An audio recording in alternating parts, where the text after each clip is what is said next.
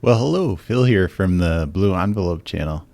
So today I thought we could go down the rabbit hole a bit and talk about Jehovah's Witnesses and their support over the years for the Ku Klux Klan, the KKK. And this is a really fascinating little slice of JW culture. And certainly right off the bat, we can say in 2021, there is no support for the KKK, and there hasn't been really for decades from the Watchtower Society. But that being said, that has not always been the case throughout the history of Jehovah's Witnesses, and that is really interesting. For an organization that says it's led by God. It's funny that God never indicated that, hey, a few decades from now, the KKK is going to be one of the most hated organizations, and why don't you guys get ahead of the curve on this one? And that did not happen. At best, witnesses tended to mirror what society in general was thinking about the KKK, and often they were behind the curve on that even. So we're going to see how that plays out a little bit through the years. So just as a super brief overview of the Ku Klux Klan, there's kind of three main eras that it existed. So right after the Civil War was when it first emerged in the South of the United States, and it ran for only about 5 years, maybe like 1866 to 1872. I think it was when it was just disbanded. And then it just kind of fizzled out for several decades. In 1915, the film "The Birth of a Nation" came out, and that was a huge, like a blockbuster hit in 1915, and that really romanticized the Ku Klux Klan and what they'd done during that post-Civil War era, and that almost immediately started this resurgence and kind of the second wave of existence for the KKK, and that's when you saw things like the white robes and white hoods and flaming crosses. That stuff actually hadn't existed originally for the KKK. It was taken from the movie, and the book the movie was based on had kind of invented that stuff, and that really took off. And again, it was fairly short-lived. It only kind of ran from maybe 1915 to 1925, 1930 kind of thing. So about 10, 15 years. Huge spike, and then a huge drop-off in membership. And then there was kind of a third wave, maybe as the civil rights era started taking off in the 50s and 60s. But whereas in that second wave, the estimates are like 1.5 million to 4 million people in the U.S. belonged to the KKK in that time period. And ever since then, their estimates now are like 5,000 people, maybe 5 to 10,000 people belong to the KKK. And instead of one national organization, it's just little smaller, more localized groups that call themselves the KKK and use some of the, the robes and the flaming crosses that were from before. So. All right. So there's actually quite a few references just in the Golden Age magazine, which is the forerunner of the Awake magazine, the Society prints. And I'm just going to hit a few of the kind of representative articles from that. So the first instances we find of the Watchtower Society talking about the KKK seem to be in the 1923 Golden Age volume. In January 3rd. So this is actually the February 14th issue on page 305. And it's an article about a big Klan meeting that was held in Boston. And it's kind of interesting. There's a note at the beginning here from the editors, Clayton Woodworth and whatnot. It says, the Golden Age has been requested from time to time to furnish some information concerning the Ku Klux Klan. Its editors are not advised personally as to this organization, hence cannot speak authoritatively. We publish herewith an article contributed by Mr. A.D. Bowman, which will be read with interest. And so it talks about the meeting, and this is actually a fairly positive article about the Klan. In fact, they talk a little bit about the pushback in Boston from the Klan, from people opposed to the Klan. And there's a long letter that the society prints verbatim from a Klan official, just kind of defending the organization and how the people are just trying to slander it with all these things that aren't true about it. And this is one thing we see with these articles in the Golden Age in particular. They all have different bylines, like this one's by A.D. Bowman. And I know there can be kind of a tendency maybe for some like active witnesses, they say, oh, that's not from the, Brooklyn Bethel. That's just some person writing about that. But really, that's right from the beginning. That's what the Watchtower and Awake magazines have always been. They've been a collection of contributed articles, and Charles Russell wrote some articles, and then he was the editor for many other articles. So certainly it's never been true that the governing body or the president wrote every article in the Watchtower magazine or the Golden Age. But they approved every article and chose the ones they wanted to have run in each issue. So just because it's not a familiar name writing the article doesn't mean that this isn't the actual stance of the society.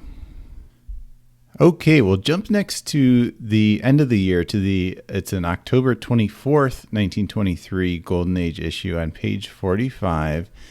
And this is probably one of the articles the society would definitely like to have back if they could do it over again.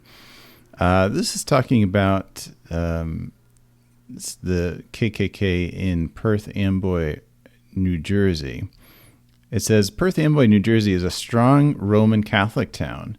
Recently, the citizens of this town, some of them, beat and stoned knights of the Ku Klux Klan, engaged in the innocent pastime of parading streets, which, as long as they behaved themselves, they had as much right to parade as anybody. The Klan thereupon demanded the protection of the law, a thing to which they were entitled and which should have been theirs without demand. Klansmen have been attacked recently in Binghamton and in Steubenville, and one was killed in Pittsburgh. We are not Klansmen, but we demand for Klansmen all the rights in this country that Roman Catholics and others enjoy. In Perth Amboy, within recent years, priests have incited mobs to break up free Bible lectures, which contained nothing offensive to any truth-loving person. We are tired of seeing the Roman Catholic 15% of the population of this country trying to control the other 85% by every means in their power, politically and legally, and then resorting to anarchy when they cannot gain their ends in any other way. We cannot but fear what will happen to the 15% if many of the 85% turn into Klansmen, and from reports which reach us, it seems not unlikely that something of the sort is on the way. The Klan limits its membership to native-born Protestants. And that's the end of that news item. So, very interesting statements here. When they say, we are not Klansmen, but we demand for Klansmen all the rights in this country that Roman Catholics and others enjoy. And this is kind of a key point of why the society was so positive on the Klan for quite a few years, is the point about Roman Catholics. Whereas the original KKK was just very much anti-Black Americans after the Civil War, the second iteration of it in the teens and 20s there was anti quite a few things, and one of the main things was anti-Roman Catholic. And this is one area that the Watchtower Society was in complete agreement with the KKK on, because the Watchtower Society has long had a deep hatred of the Roman Catholic Church. And I'm not sure exactly why. I think mainly it's because they see that as kind of the original apostate organization that fell away from Jesus Christ and his teachings. This was an area that they felt exactly the same as the KKK, that Roman Catholics were the worst. And basically it was a type of thing where the enemy of my enemy is my friend. And so evidently the society felt a real kinship with the Klan because of this reason. Okay, let's jump forward a few months. This is the July 30th, 1924 issue on page 685.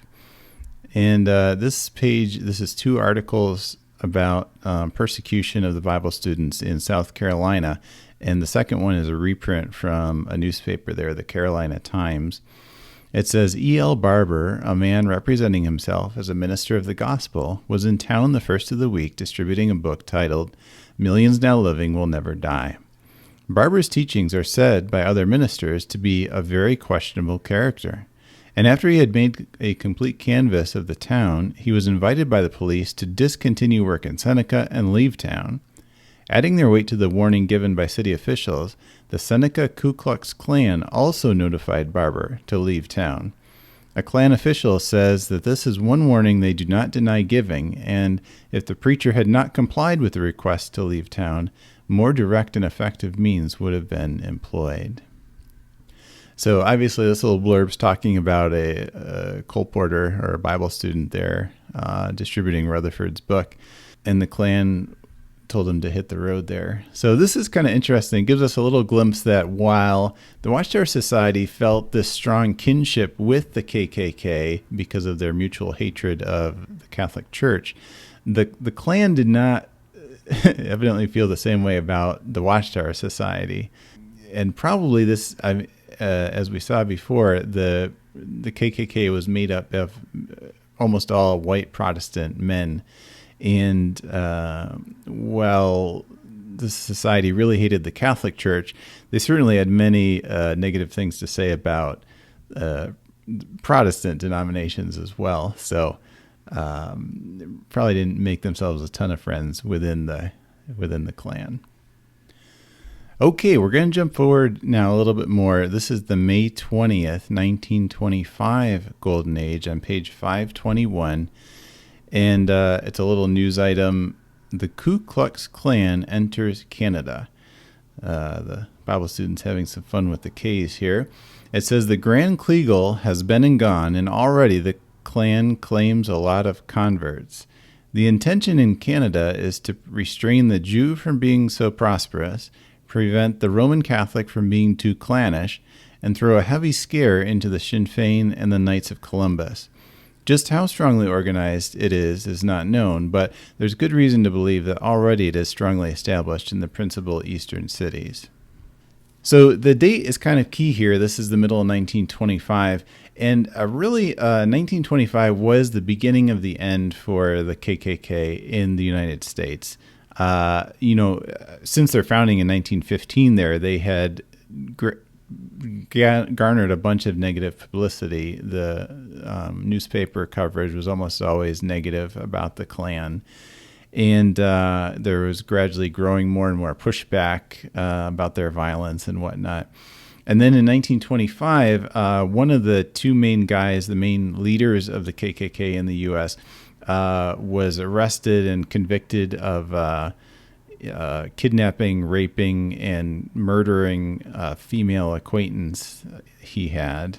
And that put a huge dent into the Klan membership. In the 1925, the state of Indiana had more than 250,000 members. And by February 1928, there were only 4,000 members. So huge drop-off in Klan membership in the late 20s there in the United States. But as the Golden Age points out, the organizers in the U.S. were pointing their eyes north to Canada as kind of a fertile field where they could expand their membership. So this is going to take us to an interesting little chapter of the witnesses and the Ku Klux Klan in Canada. Fortunately for us, there's a great publication called Fundamental Freedoms in Jehovah's Witnesses. This is a book published in 1993 by the author is Gary Botting. He's a professor in Canada there, and as well as an attorney. And so he published this particular publication is about sort of the legal side of Jehovah's Witnesses in Canada over the decades. and the court cases that they were fighting. And so this is one chapter that he addresses a little bit in his book. So we'll take a look here. This is on page 21. But he's talking about how radio was getting to be super popular tool that the society was using in the 20s, and they had many radio stations in the U.S. and as well in Canada. They were looking to use radio to aid the preaching work. And so he writes that by 1927, individual congregations or companies, as they were then called, owned and operated 2 radio stations in Toronto and others in Saskatoon, Edmonton, and Vancouver. And in 1927, the Central Branch Office in Toronto successfully applied to renew the licenses of all the stations.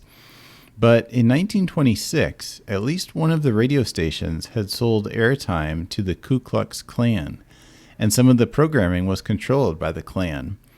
On 7 January 1927, the radio director of the Department of Marine and Fisheries informed the deputy minister that the Royal Canadian Mounted Police had reported to his department about Klan programming on CHUC in Saskatoon, one of the stations owned by the International Bible Students Association. That winter, the Ku Klux Klan used CHUC for its major organizing campaign of 1927 to 28, a period when some 1,000 persons joined or openly expressed support for the Klan in Saskatchewan alone. And he explains in the first sentence of the next paragraph, the Klan and the Bible students shared the ideological position of anti-Roman Catholicism.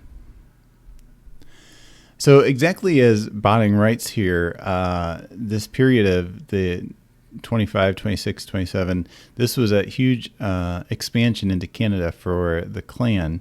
And Wikipedia has a little more information there. It says, in 1926, American Ku Klux Klan organizers Hugh Finley Emmons and Lewis A. Scott from Indiana established a Klan organization in Saskatchewan. They spent most of the early 1927 traveling throughout the province, establishing local Klan branches and selling memberships for $13 per individual. They also spread Klan propaganda and burned crosses, and in July and August 1927 they made another tour of the province. Soon after, they fled Saskatchewan with the funds they had raised, leaving the Ku Klux Klan floundering. Hawkins and John James Maloney, a seminarian from Hamilton who denounced Romanism, or Roman Catholicism, moved to Saskatchewan to revive the organization. Under his leadership, the organization raised over $50,000 in membership fees and claimed to have registered over 70,000 members.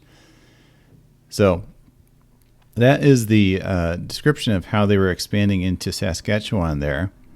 And as this book, Fundamental Freedoms, writes, the Bible Students radio station in Saskatoon, Saskatchewan was used by the Klan in this huge expansion effort into the province there. The society's radio stations, they didn't have Bible student programming 24/7. There was a lot of open spaces in the airtime there, and some of this was sold to the Ku Klux Klan. Saskatchewan, as a province, had done like a big marketing push over the years to get immigrants to move into the province and be homesteaders there, especially from like Eastern Europe and Russia, Ukraine, that area. And they were fairly successful. They'd had a lot of immigrants move in and start to settle into the province. One group in particular was the Doukhobors, if I'm saying that right. And it was a small religious sect from Russia. And there was about 7,500 of them that moved into Saskatchewan around the turn of the century. So they were a Russian-speaking group and were settling there. And all of these immigrants kind of created a fertile ground for the Klan to come in and say, hey, we need to protect the country against all these foreign people coming in, as well as the Roman Catholic Church, which had a huge presence in Quebec. So Botting goes on to write, The Klan, we read this, the Klan and the Bible students shared the ideological position of anti-Roman Catholicism. As protests mounted against this strange alliance, the question of the appropriateness of the content of the IBSA radio programming was aired in editorial form by Saturday night in a rare front-page editorial ascribed to the editor, Hector Charlesworth. So yeah, it started to be pushback against the Bible students allowing the Klan to air their, white supremacist views on the radio. And in particular, this was there was an editorial in this magazine, Saturday Night, which was it was the largest general interest magazine in Canada at that time, kind of like the Saturday Evening Post in the U.S., that kind of thing. And Hector Charlesworth, the editor, put a full-page editorial about the Bible students. Fortunately for us, this editorial by Hector Charlesworth was reprinted in the Golden Age magazine in the March 15th, 1933 issue on pages 356 to 357. It's a pretty spicy editorial. We'll read just a little bit of it here. So Charlesworth wrote, "Recently, Toronto had the doubtful honor of entertaining once more a heavy-jowled flannel-mouth known as Judge J.F. Rutherford, Grand Vizier of the Russellites, or the International Bible Students Association, together with some thousands of his followers. What the said Rutherford is a judge of, we do not know. Perhaps of cigars? Perhaps of fat swine? Perhaps he is called judge by way of persiflage, just as an elevator man is called cap. What we wish to emphasize is that judges and wandering orators of the Rutherford type are unwelcome guests." At the end there, he says, "Such conventions like they held bring small gain, since most of the delegates travel in tin lizzies and bring their donuts with them." And then at the end of the editorial, he writes, "On the night of July 21st, reputable fathers of families anxious to listen in on the progress of the Dempsey-Sharkey prize fight were kept out by the high-power oratory at the Toronto Coliseum. On Sunday, July 24th, the religiously inclined were prevented from hearing their favorite message because the leather-lunged Rutherford had the air. Millions now living would rather die than be compelled to listen very often to his discourses." So Hector Charlesworth, not a fan of the Bible students. Botting's book goes on to tell us, responsibility for radio licensing fell to the Minister of Marine and Fisheries, Arthur Carden, a staunch Roman Catholic who, succumbing to pressure from the clergy, business interests, and the press, revoked the International Bible Students Association radio licenses and resigned himself to defending his actions in the House. The Bible students and the Ku Klux Klan responded with a petition that garnered a total of 458,026 signatures. At the height of the controversy, J.J. Maloney, the leader of the KKK, had the temerity to cable Prime Minister Mackenzie King with the following message: "CHUC broadcasting station informs me that the Deputy Minister of Marines has denied them renewal of their license because of Protestant lectures going over their station. Stop. Petitions with 200,000 names being circulated in this province, which is 80% Protestant. Stop. I am calling your attention on the advice of the President of the Liberal Executive." Maloney obtained 1,000 signatures at a single KKK rally. Despite the public outcry in the Bible students' favor, Carden refused to renew the radio licenses, defending instead the notion of a national broadcasting system that was eventually to become the Canadian Broadcasting Corporation. So, really interesting that the Bible students and the Klan teamed up here to try and get this decision reversed. Were unable to do so. And actually, it's through this incident where the Bible students were allowing the Klan to broadcast their programming that kind of caused the birth of the CBC, the Canadian Broadcasting Corporation. So pretty interesting little twist there. But that wasn't the end of the story in Canada. Botting goes on, "Rutherford resigned himself to buying time on other radio stations, but soon this right too was challenged. The chairman of the Canadian Radio Commission by this time was none other than Rutherford's avowed enemy, Hector Charlesworth, the former editor of Saturday Night. On 18 January 1933, Charlesworth sent a telegram to radio stations across the country, signed by himself, stating, "Speeches of one Judge Rutherford, foreign antisocial agitator, must not be broadcast on Canadian stations until the continuity or records of same are submitted to Canadian Radio Broadcasting for approval. Hector Charlesworth, Chairman." So essentially setting up a censorship board here that all of the programming had to be approved prior by the Radio Commission before any Bible student or Watchtower programming could be played on Canadian radio stations. Other than those petitions, there wasn't exactly a ton of outpouring of support for the Bible students to be able to play KKK programs on their radio station. This idea of censoring what was going on the radio did start to get a lot of pushback in Canada from various sources and kind of influential folks, and certainly by the Bible students themselves. So he goes on, by this time, the Bible students had adopted the name Jehovah's Witnesses. They themselves were far from silent on the radio ban issue. Rather, the Watchtower Society attacked Charlesworth indirectly in a tract called Important Notice, which had a circulation of 1,250,000, and directly and personally in the Golden Age, the precursor to Awake. This distribution campaign did not go unnoticed in the House of Commons. In fact, the ensuing debate on 21 April 1933 filled 8 columns in Hansard. And it goes on to discuss this debate in the governmental offices there. He goes on further below. In the year that followed, Jehovah's Witnesses launched a new petition, obtaining 406,270 signatures before submitting it to Parliament. Jehovah's Witnesses used more conventional lobbying tactics as well. According to the Watchtower Society, 2 of its representatives arranged a meeting with Prime Minister R.B. Bennett, who promised to have the Radio Commission appear before him and look thoroughly into the matter with a view to taking proper action. So the Jehovah's Witnesses definitely went on the offensive on this issue, because they were still using radio pretty heavily. And so they circulated this tract in Canada, and as Botting writes, they used the pages of the Golden Age to raise the issue. And so we first find it covered front page article in the March 1st, 1933 Golden Age, where they published the notice that Charlesworth had put out there. And then it follows with a long article written by Rutherford himself, warning Charlesworth what will happen if he doesn't reverse himself.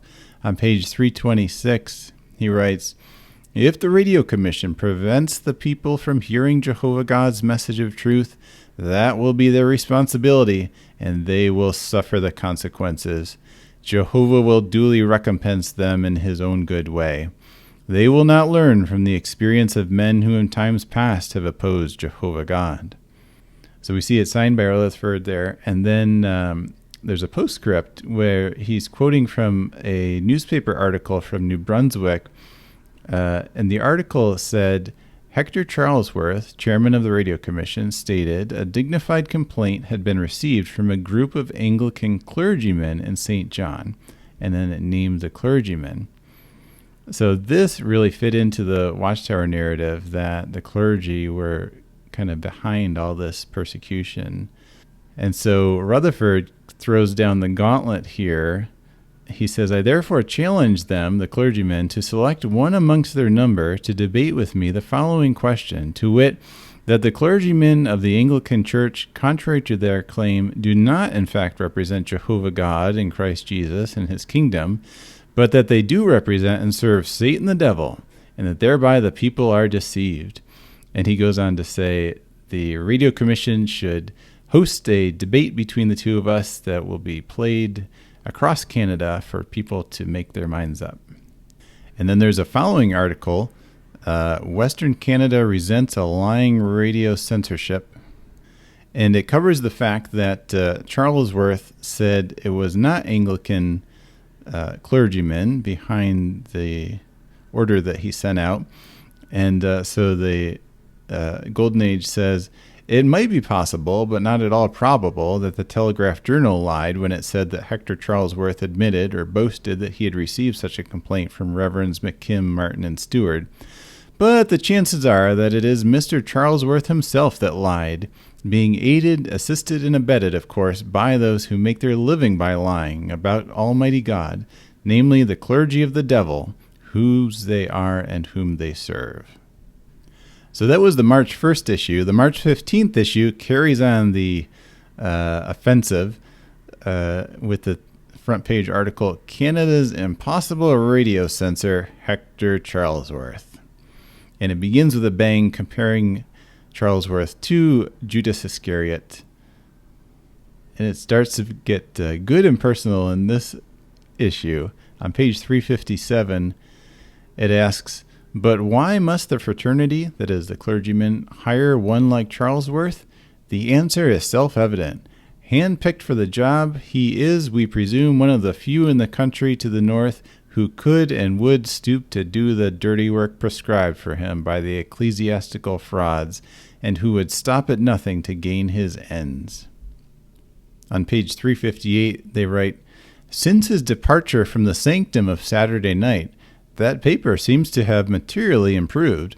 This is as we would expect, for we cannot imagine a human activity with which Hector Charlesworth could be connected that would not be uplifted somewhat by his departure from it.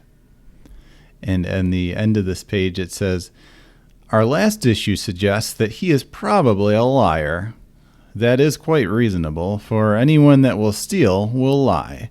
And in taking away from the owners of Canadian broadcasting stations the privilege of broadcasting Judge Rutherford's lectures, Hector Charlesworth seems to us to have shown that he is, to all intents and purposes, a thief.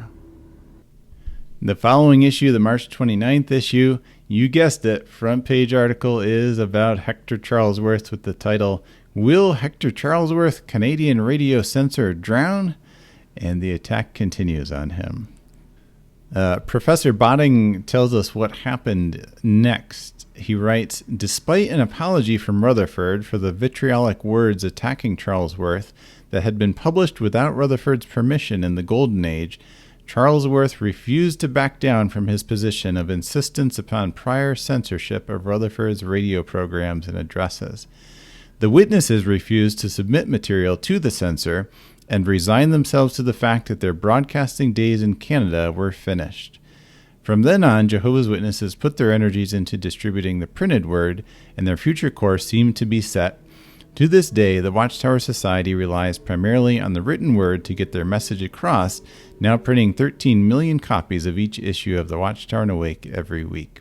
Of course, remember this was written in 93, well before JW Broadcasting came along. And yeah, so that was the end of radio broadcasting for Jehovah's Witnesses in Canada. And it all kind of stemmed from their playing Ku Klux Klan programming on their radio station. There's an interesting little connection to one of the current governing body members. That's Mark Sanderson. If you happen to catch my older video about his life story, mentioned that after he graduated high school, he moved to Saskatchewan to pioneer for a number of years. And we know also that he speaks Russian now. And so there is kind of the interesting idea of, did he learn Russian while he was in Saskatchewan, where there was that sizable Doukhobor community of Russian-speaking religious folks? I'm not sure about that or not. It is interesting that he was up there in Saskatchewan, and we know that Sanderson has sort of a keen interest in Watchtower history and is a collector of old literature. And yet, despite all that interest in Watchtower history, this kind of shameful chapter in Jehovah's Witness history of their growth in Canada has never been addressed in the literature or on their online programming. And certainly they've never apologized for the role they played in helping to grow the Ku Klux Klan in Saskatchewan back in the 20s there. We'll jump forward now to October 11th, 1933, on pages 3 through 6, there's kind of a long article about Catholics trying to get Rutherford's addresses and speeches off the radio. And notably, they have a reference here. It says, "The Courier, published at Atlanta by the Knights of the Ku Klux Klan in its issue of September 1933, said in part, Roman Catholic newspapers the country over have broken out in a rash of criticism of what they term anti-Catholic radio programs. They are in particular begging the Federal Radio Commission to place a ban on Judge Joseph F. Rutherford's Watchtower programs. The Catholic attack on the Rutherford programs is one of the hottest they have launched on any Protestant project recently. Some spineless stations have already eliminated the feature to which the Catholics object, while others with more backbone have told their Catholic critics to go stick their heads in a bucket of holy water." So the society's printing this as kind of a support for their position. But the interesting thing to me is that this is excerpt from the Courier, which is the monthly magazine that the National Ku Klux Klan published. Atlanta was their national headquarters in the U.S. So I'm just so curious, like, did they have a subscription to this Klan magazine? We do know that the writing department at Brooklyn Bethel has a wide array of secular journals they subscribe to. And so were they subscribers to the KKK's monthly magazine? Or because it is possible, too, the society does like to use secondary sources and pull quotations out of books that are themselves quoting from another primary source. So it's hard to say. Well, this kind of brings us to the end of the very chummy period that the Watchtower Society had with the KKK. Because in 1935, at the summer convention, Rutherford announced to Jehovah's Witnesses that all witnesses, including Jehovah's Witness children, should now start to refuse to do the flag salute. And so this was reiterated in radio broadcasts in October 1935, as well as the society released a 32-page booklet titled Loyalty that year, which covered this material. And this caused a major shift in how the United States citizens viewed Jehovah's Witnesses. It caused immediate repercussions as witnesses implemented this new policy that they had been given. In November of 35 was when the Gobitis children were expelled from school for not doing the flag salute. And that was the case that went to the Supreme Court. And ultimately, the society lost that case in June of 1940. And that loss was interpreted by a lot of folks that were already down on the witnesses, kind of interpreted as a green light to go off on the witnesses. And there was this rash of mob violence against the witnesses for several years in the U.S. And this new stance altered the relationship that the Klan had with Jehovah's Witnesses. And we see, we get an idea of this new altered relationship in the May 6, 1936 issue of the Golden Age on page 501 with the subheading, KKK Make Monkeys of Themselves. It writes, "If they knew what they were about, the last persons on this earth that the KKK would molest or seek to terrify are Jehovah's Witnesses. And if they do not know it, now would be a good time to find out.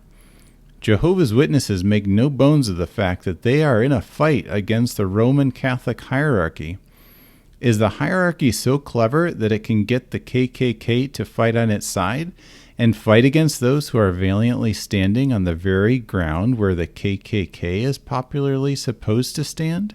It seems so.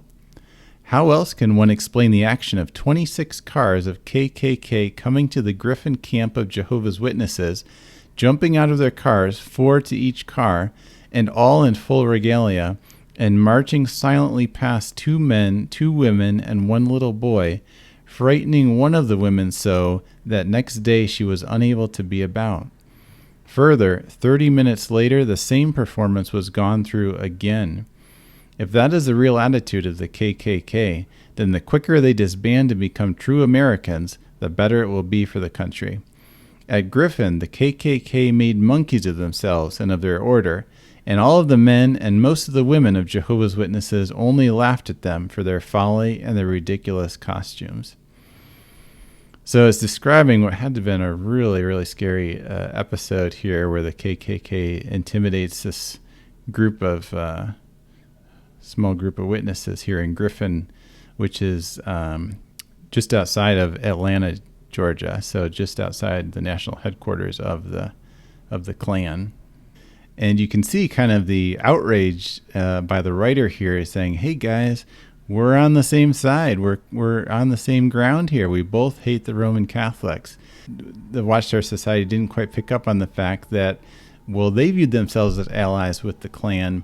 The Klan never really viewed Jehovah's Witnesses in that same way, and especially once the witnesses came out as with this quote-unquote anti-patriotic stance of not doing the flag salute, that was bad news. And so the Klan turned their intimidation tactics and persecution toward Jehovah's Witnesses.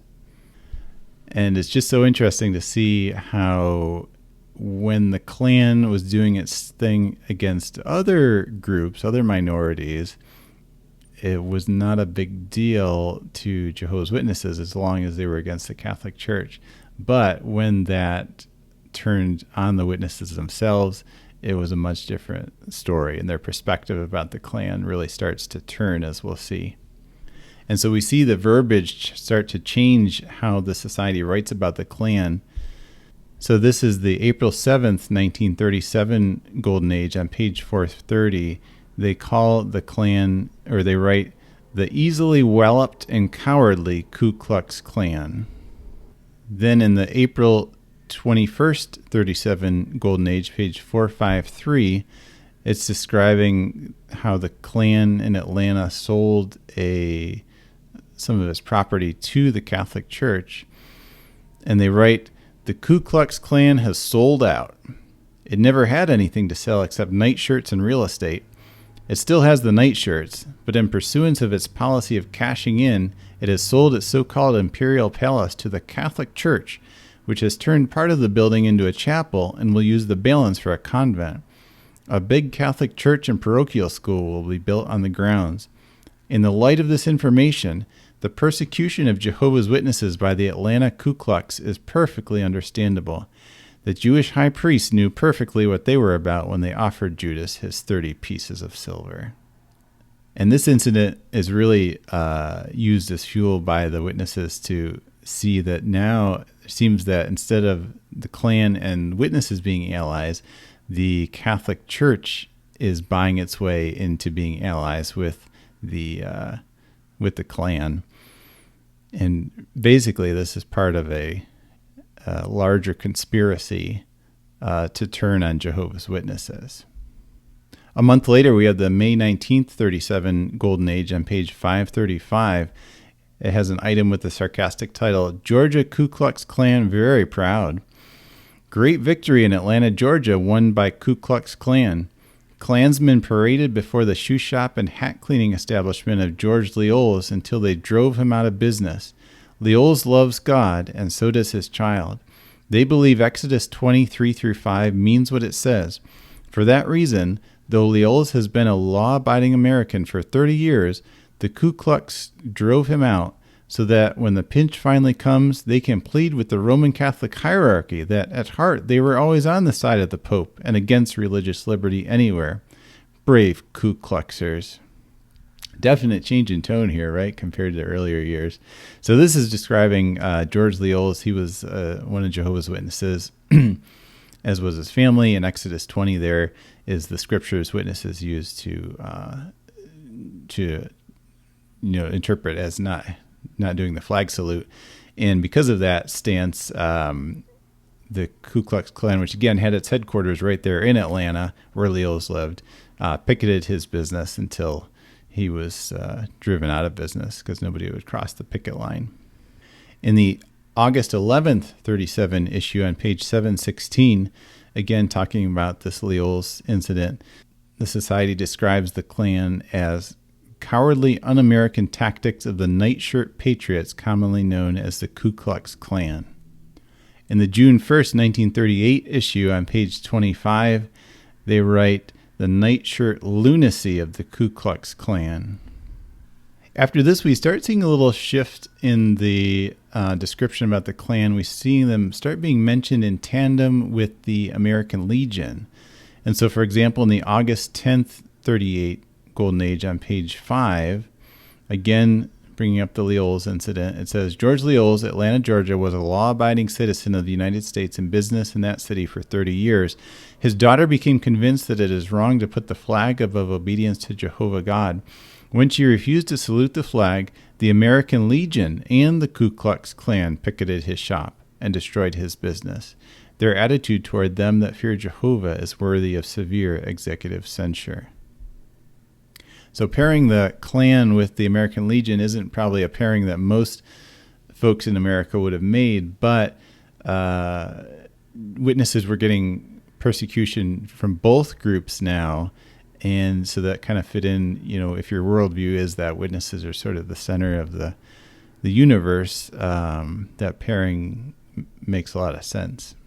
The July 12th, 1939 Golden Age on page 18 has some more fiery language for the Klan under the subheading Ku Klux Klan. It says, at the Jamboree in Atlanta, when Hiram W. Evans, imperial wizard of the gangster organization known as the Ku Klux Klan, was special guest of the Roman Catholic hierarchy on the occasion of the dedication of a cathedral on what had been the site of Ku Klux Klan headquarters, Right Reverend Gerald O'Hara, bishop of the diocese, made the prophecy that he was sure much good would come of it. And if it would not be a good thing for two gangsters to get together, what would? Of course, it would not be good for the public, but it would be good for the gangsters. One hand could be used to wash another, and that is what O'Hara meant. In the next paragraph, it calls them Miami's anarchists and describes helplessly idiotic fiery crosses. And in the last sentence, it says they were members of the illegal, un-American organization of the Ku Klux Klan, one of the principal tools of the Roman Catholic hierarchy in Dixieland.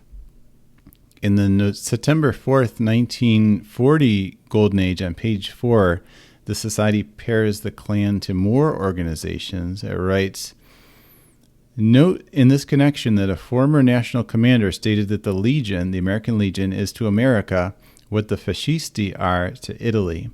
The Union, the ACLU, further states that there is a community of interest between Legion, Bund, the German Bund, Ku Klux Klan, and the Silver Shirts. It is plain, then, that the American Legion is pro-Nazi in action, if not in open declaration. It is equally plain that they are anti-God and anti-God's kingdom, the theocracy.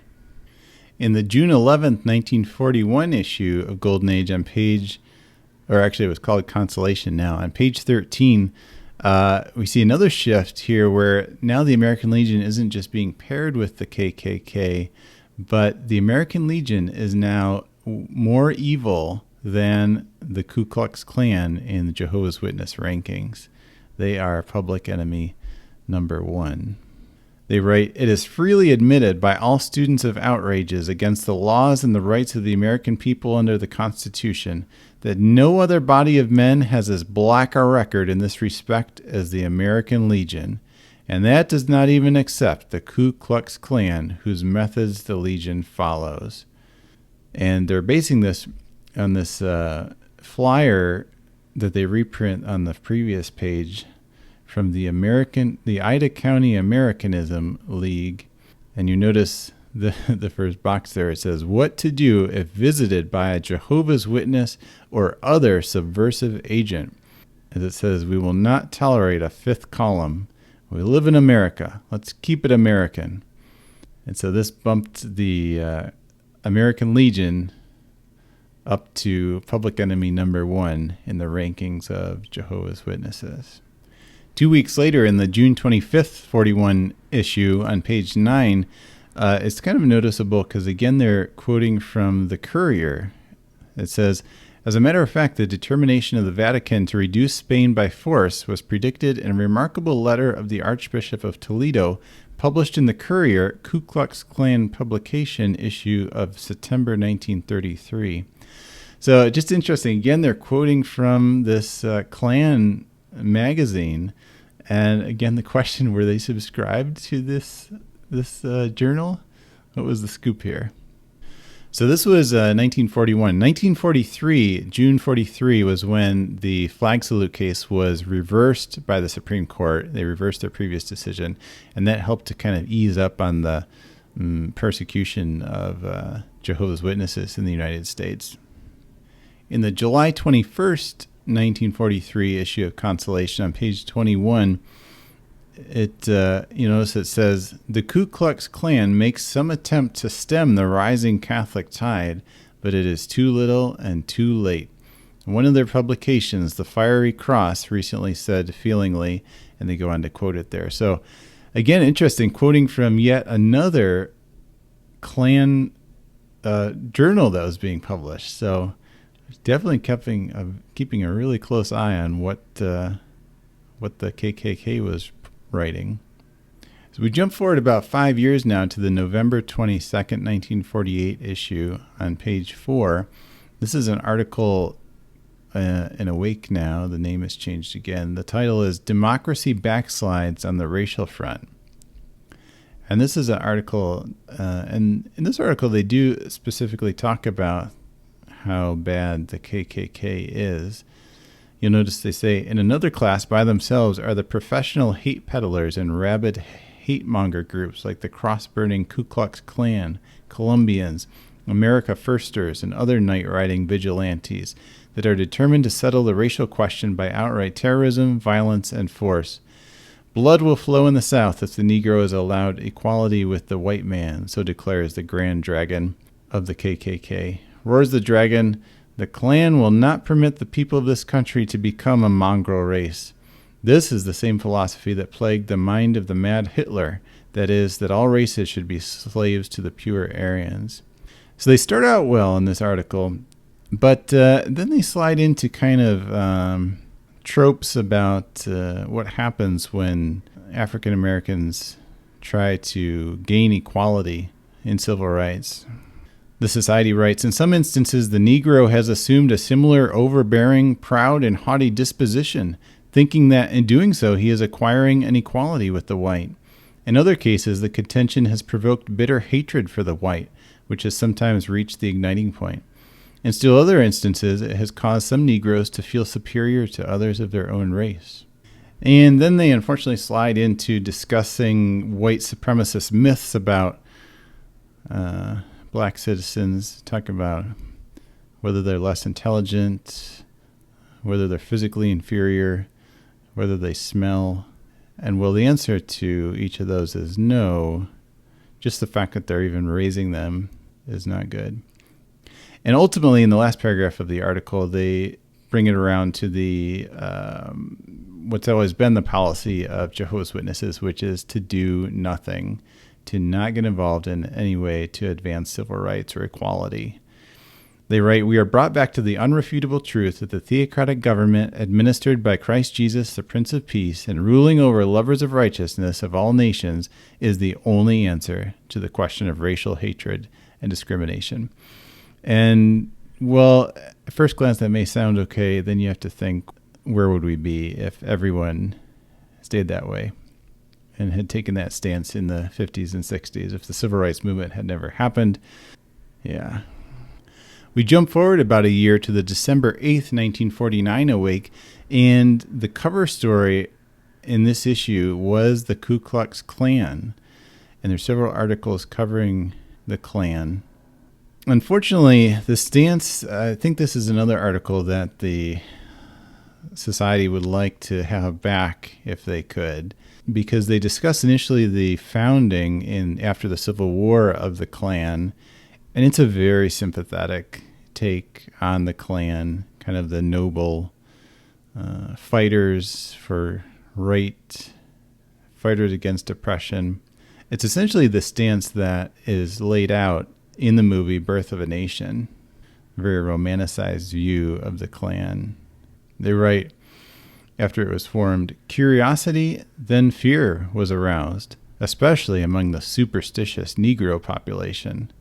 Then in 1867, an embittered Congress threw the inflammable Reconstruction Acts upon the Southern embers of war. In the crucible that resulted, the Ku Klux Klan was forged as a sword, for the creation of which the North must bear a measure of the blame. It continues, a radical Congress, led by such monsters as Thaddeus Stevens, took over Reconstruction.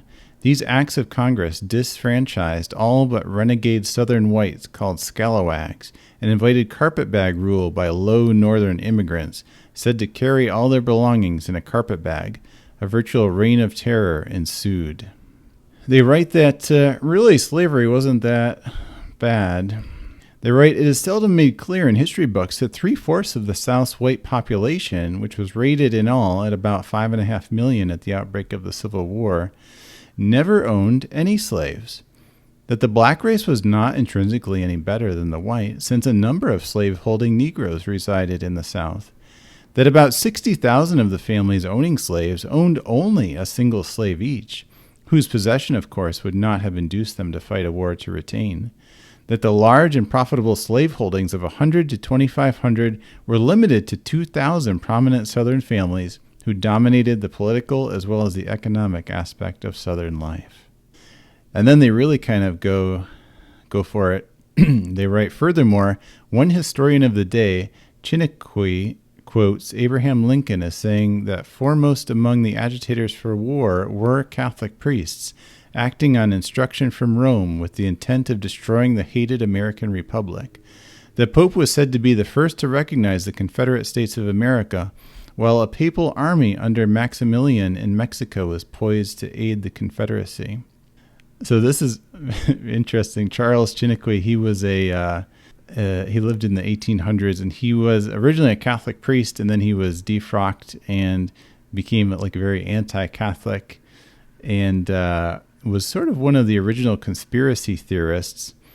Wikipedia says he claimed that the Vatican had planned to take over the United States by importing Catholic immigrants from Ireland, Germany, and France, that the American Civil War was a plot against the United States of America by the Vatican, and that the Vatican was behind the Confederate cause and the death of President Lincoln, and that Lincoln's assassins were faithful Roman Catholics, ultimately serving Pope Pius IX.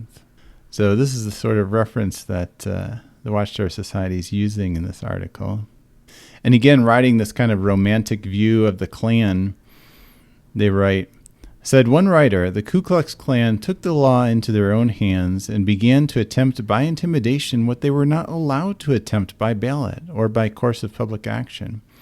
The agency by which the South was saved from the devilish scheme of Thaddeus Stevens to Africanize it and convert it into a mongrel half-breed section was the original Ku Klux Klan. Extenuating its original formation, historian Dixon declares, when laws become lawless contrivances to defeat the ends of justice, it is not surprising that the people resort to lawless expedients for securing their rights. They continue, many years after its disbandment, Thomas W. Gregory, former Attorney General of the United States, said in 1906, it is safe to say that 90% of the work of the Klan involved no act of personal violence. They continue, in 1869, General Forrest gave the first order for disbandment. Up to this time, the Klan was involved in very few abuses, even though responsible for a number of deaths, meted out usually to arsonists and rapists. They continue, even then the Klan did not degenerate into the collection of fanatical cowards hidden by the modern Klan sheet. But criminals did steal the costume for their evil deeds, and unprincipled Klansmen also committed outrages, protected by disguise of the powerful order. So it's really interesting when you compare the take in this article to the take on the movie The Birth of a Nation, as Wikipedia writes here. It says the film remains controversial due to its interpretation of American history. University of Houston historian Stephen Mintz summarizes its message as follows. Reconstruction was an unmitigated disaster. blacks could never be integrated into white society as equals, and the violent actions of the Ku Klux Klan were justified to reestablish honest government. And continues, the film suggested that the Ku Klux Klan restored order to the post-war South, which was depicted as endangered by abolitionists, freedmen, and carpetbagging Republican politicians from the North. This is similar to the Dunning School of Historiography, which was current in academe at that time. And that's notable what it says about the Dunning School of Thought. That was named after a Columbia University professor, William Archibald Dunning, and he taught this view of the Reconstruction period. Wikipedia says, as a professor, he taught generations of scholars, many of whom expanded his views of the evils of Reconstruction. The Dunning School and similar historians dominated the version of Reconstruction-era history in textbooks into the 1960s. Their generalized adoption of deprecatory terms such as scalawags for Southern white Republicans and carpetbaggers for Northerners who worked and settled in the South have persisted in historical works. So certainly that Awake article is par for the course, which again makes sense if it's a man-made organization, but if it's one being guided by God, you'd think they would have been a little more ahead of the curve on that one. Now, the article goes on to say that, well, the original Klan was a pretty cool organization. The 1915 to 1930 Klan was pretty terrible. Probably not coincidentally, that was the same Klan that persecuted Jehovah's Witnesses. The final paragraph in the series says, of all minorities, it is generally admitted that Jehovah's Witnesses have fought the hardest to rear up safeguards against the encroachments of mobs, gangsters, and prejudiced haters. The upward of 30 decisions they have won in the Supreme Court, covering the framework of the Bill of Rights with sinews of strength, have not been won without expense, blood, and tears. But in the end, minorities, colored, white, Jewish, Gentile, or others, must look to Jehovah God if they wish protection in that terrible day of Armageddon when he demolishes such unchristian growths as the Ku Klux Klan. Jehovah will also destroy the fear that breeds such horrors, and his serene kingdom will house no discord. And that's kind of the end of that. Curiously, it omits really any mention of or apology for any fairly pro-KKK writings in the earlier years in the Watchtower literature. And after that, we don't really see the Klan directly addressed anymore in the literature. Pretty much what you see after this point from the 50s forward is just the little Watching the World section at the end of the Awake magazine. Every now and then you see a little blurb about the KKK, usually about them losing a court case. They're mentioned in the February 22nd, 1973 Awake magazine on page 4. It says, slaves may have been legally freed after the Civil War, but the Negro remained socially ostracized. Extremists in the South upheld white supremacy. So that's just a very interesting take there. Extremists in the South upheld white supremacy. Definitely not quite the same tone that was being used in earlier years to describe the Klan. Then there's a very fun article in the March 15th, 1973 Watchtower, pages 176 to 181. This is a very kind of like reefer madness article talking about how using drugs will open your mind to the demons and you should not do it. And they're just a little incidental reference to the Klan, but I thought I'd mention it here. It says, a 20-year-old man developed delusions of omnipotence and grandeur 6 months after starting to smoke marijuana. He believed that he was in charge of the mafia and that he was an Eastern potentate of the Ku Klux Klan. He began to collect guns and knives in addition to training his German Shepherd dog to attack others. So watch out with the marijuana there. That is the general theme of this 36-paragraph study article. That must have been a doozy to get through. And then the most recent references to the Ku Klux Klan in the literature are when people are mentioning it kind of in their personal experiences. And in fact, the most recent mention is in the May 2018 Watchtower with the life story, the autobiography of Samuel Hurd, a governing body member, and his experiences with the Ku Klux Klan in the South there. So if you've made it this far, kudos. A lot of material here. But yeah, just an interesting look at the Klan and its connection to Jehovah's Witnesses over the decades. And again, it'd be very cool to see them apologize or disavow their previous references to the Klan, especially those early years when they were really chummy with them. But don't hold our breath, I think. So anyways, well, thanks for watching, and we'll catch you in the next one. Take care now.